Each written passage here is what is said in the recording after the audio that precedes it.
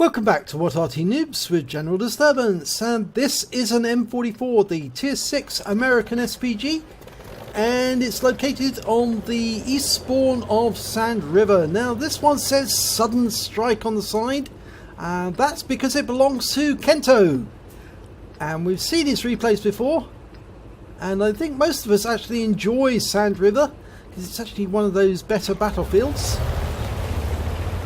And when the HD maps come in, it should be even better still. Okay, Kento's not moving very far. He's actually staying close to the spawn point. And he's just going to the bushes near the start. And he's already looking for targets.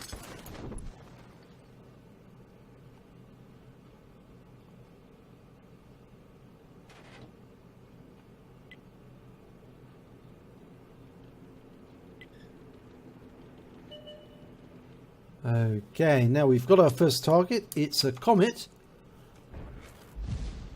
This is a Tier 8 battle. Oh, good strike there. 208 hit points, right on the money.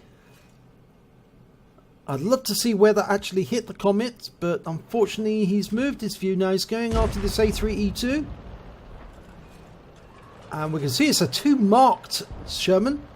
All round went in it went right in front of that A3, so he's very relieved that he wasn't hit. But yes, he is a 2 marked Sherman. Now there's the Comet, and he's hiding behind the mosque, which is actually receiving fire. Oh, he's actually cheeky little bugger. He's, excuse my language, he's actually using the mosque as cover to fire on the VK4503. So he's fired a round in there, trying to get the gap between the mosque.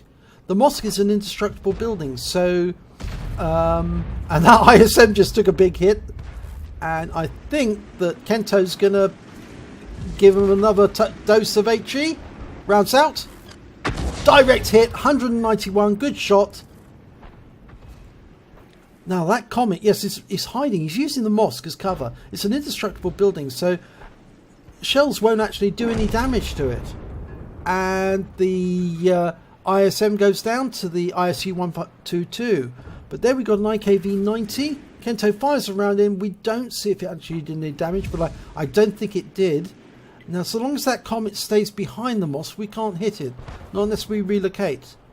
But there's a Jagdpanzer 4. He's the other side of the dune, so I think he's trying to get at the IS-3s. And he's realised that he can't get over there without actually getting hit by them, so he's relocating. Oh, look at that! On the move! He hits the Jagdpanzer 4, and he's taken out immediately afterwards. So he's picked up stun assist on that as well. And there's the Comet. He's come down from the mosque, and he's been joined by an MX-65 ton. Kento's loaded. Rounds out, hits the Comet in the rear, and he's killed. Well, that'll teach him a lesson for using that position. Obviously, there was a judgment there. Okay, now, there's a couple of defenders defending against the IS-3s. An ARL-44 and an SU-100-01. Oh, he wipes out the ARL-44 right onto his engine deck. No chance of surviving that. That SU-100-01 is in a very sticky situation now. He's going to have to retreat. There's no way he can stay there, not with 2 IS-3s on him. He's going to have to retreat down that slope. Rounds out. No, it's going to be in front of him. Oh, it doesn't. It hits the front. So he's had really good shots, one after the other. Okay, he's lining up his next shot, trying to get the lead right. He's almost loaded. Rounds out. Did he get it right? Oh, his friend in the other Arty is also firing in on the same position. And they both managed to hit the same place. I think they stunned and tracked the 101, but he's moved. And there's that 2 marked M4. Round out. It splashes in front of him. But there's a 65 ton there, and he's got his rear end to us. So we can put a shell right into his engine. Well, it's not his engine bay, actually, is it? No, it is his engine bay. Because he's a standard configuration heavy tank.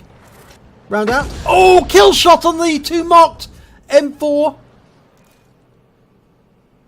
So that's his 2nd kill of the game so far. He's doing well. And remember, this is a tier 8 game, so Kento in a tier 6 Arty is going to do a lot of XP off this one. No, that was a bit late behind the Hellcat. The LTG's using the town for cover, which is a very smart move, because it means that the buildings, the destructible buildings, are going to take the hit if anybody fires at him. But he's now in the open as he... Oh, there's another mosque there as well. I forgot about that. He fires around him. He stuns him, but...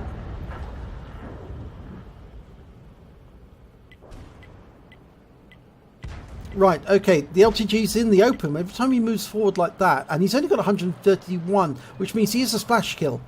Can get him. If he... Just there, I think. If you put it there, he's going to move forward. And the moment he moves forward, fire the round in and zap him. There he is. He's there now. Round out. Yes, he got the kill shot. I knew that he was going to do that. I never see these replays before I actually play them and record them. So I'm actually seeing them for the first time, just as you are. And I can anticipate exactly what Kento's going to do. And, yep, rounds out on the T43. Kill shot. Beautiful. 178 hit points, right on the money. He's gone. That IKV is in a very dangerous position. He's going to fall off the edge, and he's a perfect target if he stays there. He's gone down into the riverbed, so we won't see him for a little while. We were looking for the Hellcat. There's an S51 up there. Oh, I think that round hit the S51. No, slight... There. That's it. I think he's trying to work out where it is. I think he's got it. Round out. Yes, he got the kill shot. Perfect. Perfect. We won't find out how much damage he did to the S51 till the end of the battle, but there's still a Hellcat out there somewhere. In fact, there's still 5 enemy tanks out there. An Arty and 4 tank destroyers. And the most dangerous of those is the Hellcat, I think, more than anything. In fact, there's 2 Hellcats out there, which is even worse. But one of them's not a very good player. There's the one that's not a good player. He's just coming down from the pass. And so he may not know how to handle his machine correctly. Kento fires at him. And splashes him for 250. So he's a one shot for anybody. Yep. And it was the GW Panther who got him. Now, just that other Hellcat is a very good player. Or at least a reasonably good player. So he's going to be a little more difficult to pin down. There he is. Okay. Ooh, T-34's in trouble. Rounds out.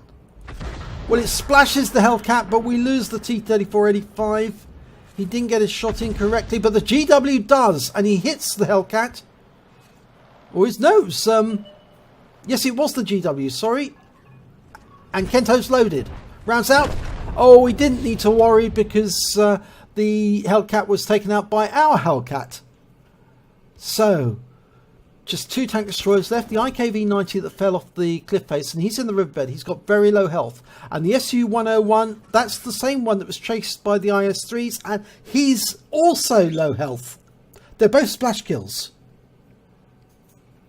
He should be able to get both of them.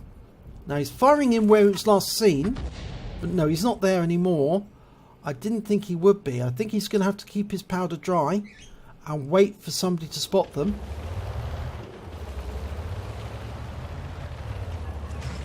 Oh, no, there's a rock there. That's it. Oh, I make that mistake as well. I drive into rocks. It's not very good when you do, because you think, hang on, I've got this many games under my belt. I should remember where these things are.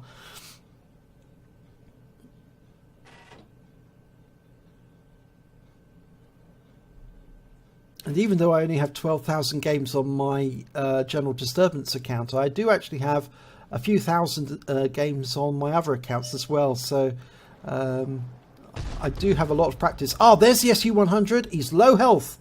Should be able to get him with a splash hit. Round out. Oh, yes, beautiful. And that's a Top Gun. The signal's gone that flashed up that he's got his Top Gun. He's now got a win rate of 4559. There's only 2 enemies remaining. The IKV and the Arty. The enemy Arty is an SU-8. Now, I think the IKV is somewhere in that dip. I don't think he's moved out of there. But the enemy Arty, I think, is up in the grid square B1 or A1. I think that's where he is. Probably in that little dip in the corner. The IS-3's moving through. I wonder if the IKV... There's the SU-8. He's just moved out to the tip. There he is. And there's the IKV. Oh, unfortunately, Kento fired at the SU-8 the moment he was spotted. But he can still hit this IKV.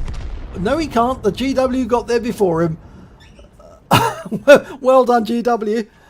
At least the GW managed to get 3 kills, but it's a pity Arty cannot platoon with Arty, so they can't pick up a brothers in arms, unfortunately, and that's a great shame.